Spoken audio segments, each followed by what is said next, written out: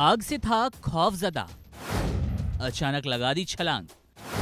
Kuwait अग्निकांड की कहानी। इन दिनों कुवैत अग्निकांड की खूब चर्चा है।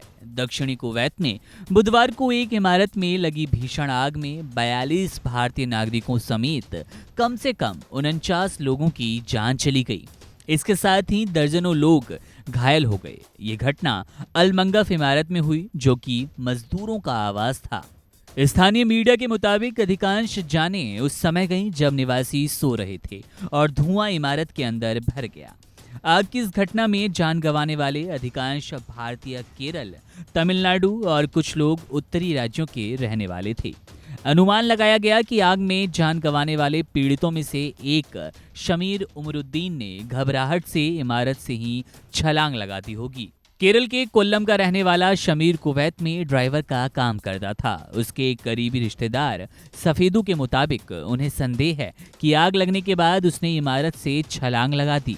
सफेदू ने एएनआई से बातचीत में कहा, शमीर के साथ काम करने वाले और 1 किलोमीटर दूर रहने वाले नजीब ने हमें इसकी जानकारी दी। हमने कुवैत में कई लोगों से संपर्क किया।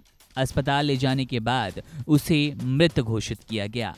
शव फिलहाल सरकारी अस्पताल में है और अभी तक कोई अधिकारी उपलब्ध नहीं। पीड़ित के रिश्तेदार के अनुसार शमीर के परिवार में उसकी पत्नी और माता पिता हैं। रिश्तेदार ने बताया कि शमीर की पत्नी और मां को उसकी जान जा चुकी है, ऐसा अभी नहीं बताया गया। उन्हें कहा गया है कि वे अभी आईसीयू में हैं।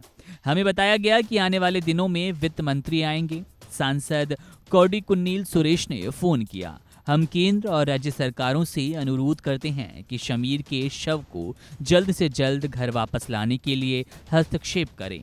उन्होंने आगे बताया कि शमीर पिछले 5 सालों से कुवैत में काम कर रहा था। 2 साल पहले वे शादी करने के लिए भारत वापस गया था।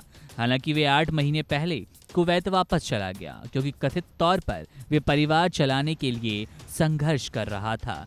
जाहिर तौर पर तमाम मजदूरों से भरी वो इमारत, जिसमें लापरवाही और सवालों का कटघरा बन गया। लगातार सवाल उठ रहे हैं कि एक इमारत में 196 लोग आखिर किस मजबूरी के चलते रह रहे थे। आग इतनी भीषण थी कि 49 लोगों की जान चली गई। नींद में उन्होंने कब दम तोड़ दिया, इस बात का अंदाजा उन मजदूरों को भी नहीं था, जिन्होंने अपने परिवार के लिए 2 वक्त की रोटी जुटाने के मंसूबे से, मकसद से उस बिल्डिंग में रहना पसंद किया। एक ऐसी बिल्डिंग जो आग के हवाले हो गई, एक ऐसी बिल्डिंग जो सिर्फ धुआं वाली इमारत के नाम से जानी जा रही थी। वो बिल्डिंग अब घर सा बन गई उन तमाम शवों का, जिनके लिए आज शायद उनके परिजनों को सटीक जानकारी भी नहीं कि वो बच पाए या फिर नहीं।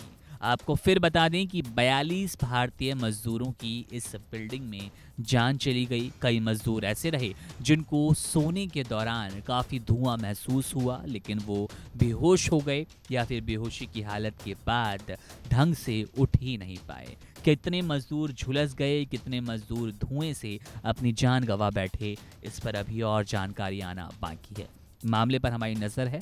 जैसे ही कोई बड़ा अपडेट मिलेगा आपसे साझा करेंगे। बने रहिए वन इंडिया हिंदी के साथ।